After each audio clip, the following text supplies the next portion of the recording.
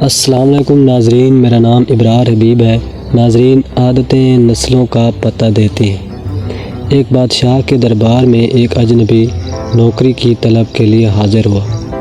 قابلیت پوچھی گئی تو کہا سیاسی ہوں۔ عربی میں سیاسی افہام و تفہیم سے مسئلہ حل کرنے والے معاملہ فہم کو کہتے ہیں۔ بادشاہ کے پاس سیاست دانوں کی بھرمار تھی۔ اسے خاص گھوڑوں کے استبل کا انچارج بنا لیا، جو حال ہی میں فوت ہو چکا تھا۔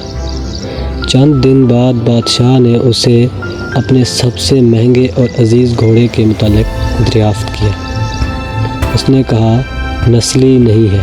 بادشاہ کو تعجب ہوا۔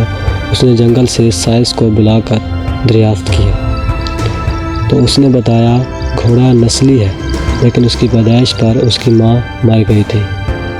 یہ ایک گائے کا دودھ پی کر اس کے ساتھ پلا ہے۔ مسئول کو بلایا گیا اور کہا تم کو کیسے پتہ چلا کہ یہ اصیل نہیں ہے؟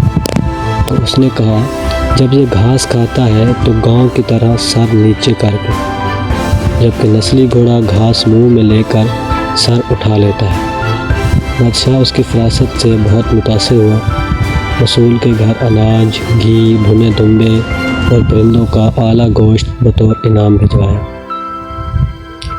اس کے ساتھ ساتھ اسے ملکہ کے محل میں تعینات کر دیا گیا۔ چند دنوں بعد بادشاہ نے مصائب سے بیگم کے بارے میں رائے مانگی تو اس نے کہا طور اطوار تو ملکہ جیسے ہیں، لیکن شہزادی نہیں ہے۔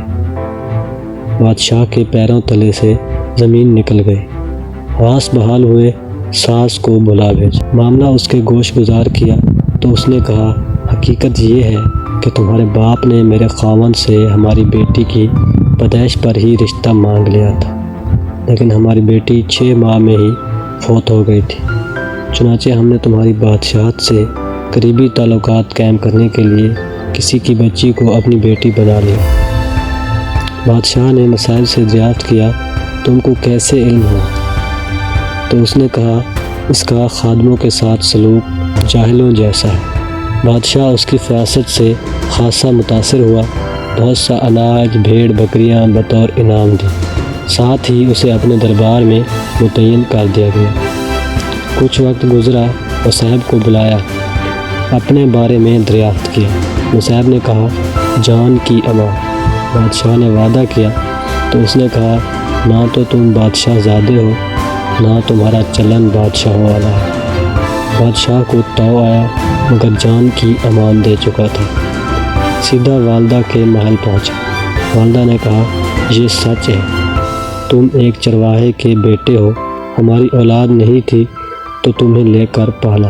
بادشاہ نے مصاحب کو بلایا، پوچھا بتا تجھے کیسے علم ہوا؟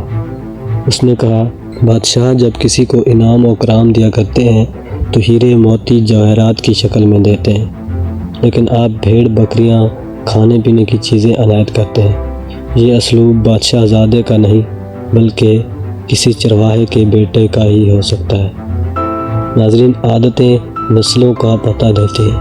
عادات، اخلاق اور طرز عمل خون اور نسل دونوں کی پہچان کرا دیتے ہیں۔ ناظرین، اگر ویڈیو اچھی لگی ہو تو چینل کو سبسکرائب اور فیس بک پیج کو فالو ضرور کیجیے گا۔ اس کے ساتھ ہی اجازت چاہتے ہیں، ملتے ہیں اگلی ویڈیو میں۔ السلام علیکم۔